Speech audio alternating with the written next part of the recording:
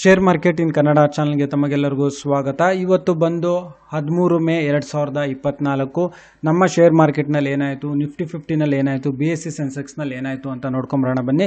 ಇವತ್ತು ಶೇರ್ ಮಾರ್ಕೆಟ್ನಲ್ಲಿ ಏರಿಕೆ ಆಗಿದೆ. ಹೋದ ವಾರನೂ ಕೊನೆಯ ಟ್ರೇಡಿಂಗ್ ಸೆಷನ್ಸ್ನಲ್ಲಿ ಏರಿಕೆ ಆಗಿತ್ತು. ಸುಮಾರು ಇಳಿಕೆ ಆದ ನಂತರ ಅಂದರೆ ಕುಸಿತನೇ ಆದ ನಂತರ ಒಂದು ಏರಿಕೆ ನಡೆದಿದೆ ಒಂದೆರಡು ಟ್ರೇಡಿಂಗ್ ಸೆಷನ್ಸ್ನಲ್ಲಿ. ಇವತ್ತು ಏನು ಅಂತ ಹೇಳಿದ್ರೆ ಜೂನ್ 4 ಬಳಿಕ ಷೇರು ಮಾರುಕಟ್ಟೆಯಲ್ಲಿ ಹೊಸ ದಾಖಲೆ ಬರುತ್ತೆ ಅಂತ ಅಮಿತ್ ಶಾ ಅಂದರೆ ಗೃಹ ಸಚಿವರು ಏನಾಗಿದ್ದಾರೆ ಅಮಿತ್ ಶಾ ಅವರು ಒಂದು ಅಭಿಪ್ರಾಯ ಪಟ್ಟಿದ್ದಾರೆ. ಇವರು NDTVನಲ್ಲಿ ಒಂದು ಹೇಳ್ಕೊಂಡಿದ್ದಾರೆ. ನೋಡೋಣ, ಅದನ್ನೆಲ್ಲ ನೋಡ್ಕೊಂಬರೋಣ ಬನ್ನಿ ಏನಾಗಿದೆ ಅಂತ. ನಿಫ್ಟಿ 50ನಲ್ಲಿ ಇವತ್ತು ಕ್ಲೋಸ್ ಆಗಬೇಕಾದ್ರೆ ಸುಮಾರು 22,104ಕ್ಕೆ ಕ್ಲೋಸ್ ಆಯಿತು. ಅಂದರೆ ಸುಮಾರು ಒಂದು 48.85 ಅಂದರೆ ಒಂದು ಸುಮಾರು 49 ಪಾಯಿಂಟ್ಸ್ ಅಷ್ಟು ಏರಿಕೆ ಆಗಿದೆ. ಆದರೆ ಈ ಏರಿಕೆ ಆಗೋಕ್ಕೆ ತುಂಬಾ ಒದ್ದಾಡಿದೆ ಇವತ್ತು ಶೇರ್ ಮಾರ್ಕೆಟ್. ಹೇಳಬೇಕು ಅಂತ ಹೇಳಿದ್ರೆ ತುಂಬಾ ಇಳಿಕೆ ಆಗಿತ್ತು. ಸುಮಾರು 21,800-900 ರೇಂಜಲ್ಲಿ ಹೋಗಿ ಮತ್ತೆ ಏರಿಕೆ ಆಗಿರೋದು ಇದು.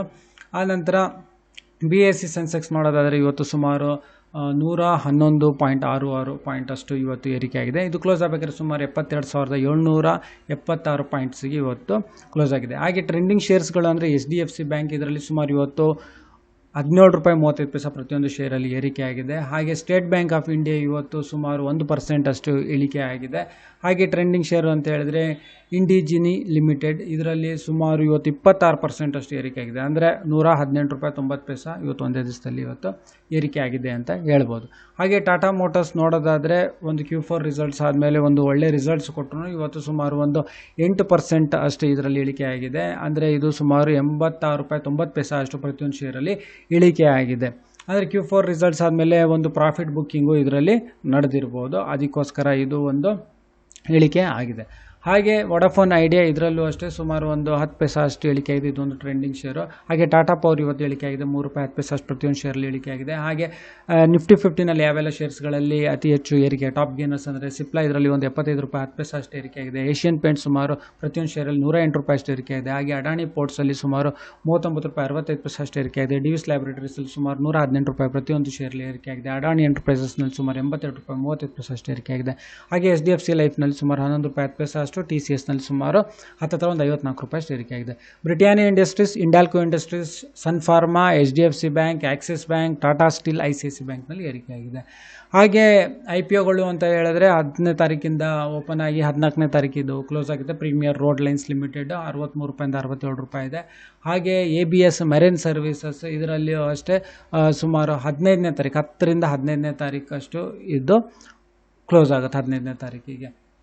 ಹಾಗೆ ಬೆಮ್ಮೆಲ್ ಒಂದು Q4 ರಿಸಲ್ಟ್ಸ್ ಕೊಟ್ಟಿದೆ. ಇದರದ್ದು ಒಂದು ನೆಟ್ ಪ್ರಾಫಿಟ್ ಬಂದು ಸುಮಾರು 256.80 ಕೋಟಿಯಷ್ಟು ಬಂದಿದೆ. ಇವತ್ತು ಒಂದೇ ದಿವಸದಲ್ಲಿ ಸುಮಾರು 14.5% ಅಷ್ಟು ಏರಿಕೆ ಆಗಿದೆ ಇದು ಶೇರು. ಇದು ಒಂದು ಇಂಟ್ರಾಡೇನಲ್ಲಿ ಯಾರು ತೊಗೊಂಡಿದ್ರೆ ಇದು ಒಂದು ಒಳ್ಳೆ ರಿಟರ್ನ್ಸು ಕೊಟ್ಟಿರೋ ಶೇರು ಅಂತ ಹೇಳ್ಬೋದು. ಹಾಗೆ ಕ್ಯಾಮ್ಸ್ನಲ್ಲಿ ನೋಡೋದಾದ್ರೆ Q4 ರಿಸಲ್ಟ್ಸ್ ಬಂದಿದೆ. ಇದು ಸುಮಾರು ನೆಟ್ ಪ್ರಾಫಿಟ್ ಇದು 103.5 ಕೋಟಿ ಮಾಡಿದೆ. ಅಂದರೆ ಇದು ಒಂದು ವರ್ಷದಲ್ಲಿ ಸುಮಾರು 51% ಅಷ್ಟು ಒಂದು ರಿಟರ್ನ್ಸ್ ಕೊಟ್ಟಿರುವ ಶೇರ್ ಅಂತ ಹೇಳ್ಬೋದು. ಹೋದ ವರ್ಷ ಸುಮಾರು ಮೇನಲ್ಲಿ ಇದು 2,066 ರೂಪಾಯಿ ರೇಂಜ್ನಲ್ಲಿ 2,000 ರೇಂಜ್ನಲ್ಲಿ ಇದು ಟ್ರೇಡ್ ನಡೀತಿತ್ತು. ಇವತ್ತು ಕ್ಲೋಸ್ ಆಗಬೇಕಾದ್ರೆ ಸುಮಾರು 3,124 ರೂಪಾಯಿನಲ್ಲಿ ಇದು ಕ್ಲೋಸ್ ಆಗಿದೆ. ಹಾಗೆ ABBನನ್ನು ನೋಡೋದಾದ್ರೆ Q4 ರಿಸಲ್ಟ್ಸ್ ಬಂದಿದೆ. ಇದು ನೆಟ್ ಪ್ರಾಫಿಟ್ ಬಂದು ಸುಮಾರು 460 ಕೋಟಿ ರೂಪಾಯಿ ಡಿಕ್ಲೇರ್ ಮಾಡಿದೆ. ಅಂದರೆ ಇವತ್ತು ಒಂದೇ ದಿವಸದಲ್ಲಿ ಸುಮಾರು 11.43% ಅಷ್ಟು ಏರಿಕೆ ಆಗಿದೆ. ಅಂದರೆ ಇದರಲ್ಲಿ ಇಂಟ್ರಾಡೇನಲ್ಲಿ ನೋಡಿದ್ರೆ ಮಾಡಿದರೆ ಇದರಲ್ಲೂ ಒಂದು ಒಳ್ಳೆ ಪ್ರಾಫಿಟ್ ಅಂತ ಹೇಳ್ಬೋದು. ಹಾಗೆ ಅಮಿತ್ ಶಾ ಅವರು ಏನು ಹೇಳ್ತಾ ಇದ್ದಾರೆ, ನಮ್ಮ ಗೃಹ ಸಚಿವರಾದ ಅಮಿತ್ ಶಾ ಅವರು ಏನು ಹೇಳ್ತಿದ್ದಾರೆ, ನಮ್ಮ ಶೇರ್ ಮಾರ್ಕೆಟು ತುಂಬ ಇಳಿತಿದೆ, ಇದು ಒಂದು ಒಳ್ಳೆಯ ಅವಕಾಶ, ಇಳಿಕೆ ಆದಾಗ ನೀವು ತಗೊಳ್ಳೋದು ಒಂದು ಒಳ್ಳೆಯ ಅವಕಾಶ ಅಂತ ಅಮಿತ್ ಶಾ ಅವರು ಅಭಿಪ್ರಾಯ ಪಟ್ಟಿದ್ದಾರೆ. ಆದರೆ ಎಲೆಕ್ಷನ್ಸ್ಗಳಿಂದ ಆಮೇಲೆ ಓವರ್ ವ್ಯಾಲ್ಯೂಯೇಷನ್ ಹಾಗೆ ಹೀಗೆ ಅಂತ ನಮ್ಮ ಶೇರ್ ಮಾರ್ಕೆಟ್ನಲ್ಲಿ ಒಂದು ಹೋದ ವಾರದಲ್ಲಿ ನೋಡ್ಬೋದು ತುಂಬಾ ಕುಸಿತ ಕಂಡಿತ್ತು. ಆದರೆ ಅಮಿತ್ ಶಾ ಅವ್ರನ್ನವರು ಬೇರೆ ರೀತಿ ಅಭಿಪ್ರಾಯ ಪಡ್ತಾ ಇದ್ದಾರೆ. ಇದರಲ್ಲಿ ಒಂದು ಇಳಿಕೆ ಆದಾಗ ನಿಮಗೆ ತೊಗೊಂಡ್ರೆ ಇದರಲ್ಲಿ ಒಂದು ತುಂಬ ಲಾಭ ಆಗೋ ಚಾನ್ಸಸ್ ಇದೆ, ಒಂದು ದಾಖಲೆ ಆಗುತ್ತೆ 4ನೇ ತಾರೀಕು. ಯಾಕಂದರೆ ಎಲೆಕ್ಷನ್ಸ್ ರಿಸಲ್ಟ್ಸ್ ಬರುತ್ತೆ, ಹೊಸ ಸರ್ಕಾರ, ಸ್ಥಿರ ಸರ್ಕಾರ, ಸ್ಟೇಬಲ್ ಗವರ್ನೆನ್ಸ್ ಬಂದಾಗ ತುಂಬ ಶೇರ್ ಮಾರ್ಕೆಟಿಗೆ ತುಂಬ ಒಳ್ಳೆಯದಾಗುತ್ತೆ, ತುಂಬ ಏರಿಕೆ ಆಗುತ್ತೆ. ಮ್ಯಾನುಫ್ಯಾಕ್ಚರಿಂಗ್ ಇರ್ಬೋದು, ಪ್ರೊಡಕ್ಷನ್ಸ್ ಕಂಪನೀಸ್ಗಳಿಗೆ ತುಂಬಾ ಸಪೋರ್ಟ್ ಸಿಗುತ್ತೆ ಅಂತ ಹೇಳ್ತಾ ಇದ್ದಾರೆ. ಸೊ ಇದು ಒಂದು NDTVನಲ್ಲಿ ಅವರು ಒಂದು ಹೇಳ್ಕೊಂಡಿದ್ದಾರೆ ರಿಪೋರ್ಟ್ನಲ್ಲಿ. ನೋಡಬೇಕು ಏನಾಗುತ್ತೋ ಅಂತ. ಆದರೆ ಎಲೆಕ್ಷನ್ಸ್ಗಳ ಟೈಮ್ನಲ್ಲಿ ಸ್ವಲ್ಪ ವೊಲೆಟಾಲಿಟಿ ಜಾಸ್ತಿ ಇರುತ್ತೆ, ಆಮೇಲೆ ರಿಯಾಕ್ಷನ್ ಎಮೋಷನ್ಸ್ಗಳು ಬೇರೆ ಥರನೇ ಇರುತ್ತೆ. ಸ್ವಲ್ಪ ನೋಡಿ ಮಾಡಿ ಒಂದು ರಿಸ್ಕ್ ಫ್ಯಾಕ್ಟರ್ನ ಕ್ಯಾಲ್ಕುಲೇಟ್ ಮಾಡಿ ಒಂದು ಆದಷ್ಟು ಒಂದು ಡಿಸಿಪ್ಲಿನ್ಡ್ ಆಗಿ ಶೇರ್ಸ್ಗಳಲ್ಲಿ ಒಂದು ಹೂಡಿಕೆ ಮಾಡೋದು ಅಥವಾ ಒಂದು ಟ್ರೇಡ್ ಮಾಡೋದನ್ನ ಮಾಡಬೇಕು. ಸೊ ಈ ವಿಡಿಯೋ ನೋಡೋದಕ್ಕೆ ತಮಗೆಲ್ಲರಿಗೂ ತುಂಬ ಧನ್ಯವಾದ. ದಯವಿಟ್ಟು ಈ ಚಾನಲ್ನ ಸಬ್ಸ್ಕ್ರೈಬ್ ಮಾಡಿ, ಈ ವಿಡಿಯೋನ ಲೈಕ್ ಮಾಡಿ, ಶೇರ್ ಮಾಡಿ, ಕಮೆಂಟ್ ಮಾಡಿ. ತಮಗೆಲ್ಲರಿಗೂ ತುಂಬ ಧನ್ಯವಾದ.